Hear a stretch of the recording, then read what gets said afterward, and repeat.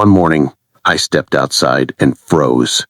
Right there in my front yard stood a bright red sign, "For sale by owner." My heart sank. Who would pull such a cruel stunt? I ran to it, yanked the board from the dirt. Soil sprayed across my sneakers. My hands shook. The sign looked fresh, glossy, brand new. That's when I heard it, the laugh. Short, smug, cutting Karen.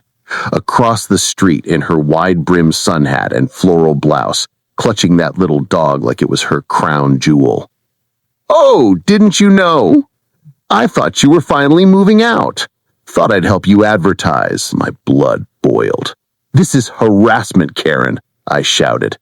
She shrugged, lips curling into that fake smile. "Well, maybe if your yard was HOA compliant, people wouldn't think you were embarrassed enough to sell." People slowed down. Some took pictures.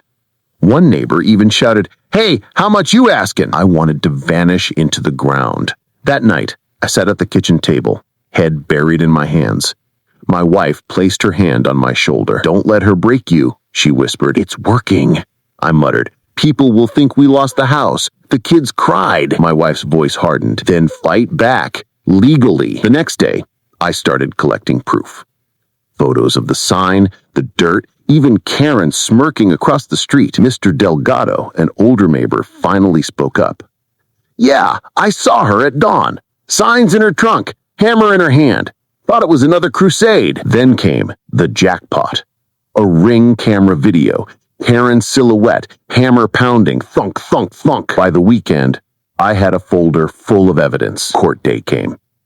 Karen strutted in like royalty. Big sunglasses, fancy purse, her little dog. I gripped my papers, palms sweaty. The judge read the charges.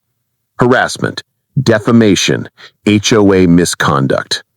Her lawyer called it a joke. When it was my turn, I laid it all out.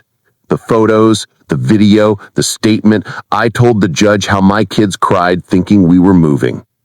My voice cracked, but I didn't hide it. Karen laughed. The judge slammed his gavel. "Do you find this amusing, Miss Hollingsworth? This is defamation, harassment, not a playground for your HOA games." Her smirk evaporated. Then came the twist. I wasn't her only victim. Other neighbors had filed complaints. False reports, noise disturbances, even stalking. The clerk read them out, one after another. Karen's face drained of color. The judge delivered the verdict. Fines, court costs, a restraining order, and effective immediately, she was barred from the HOA board. Silence. Karen stammered, "But Not anymore."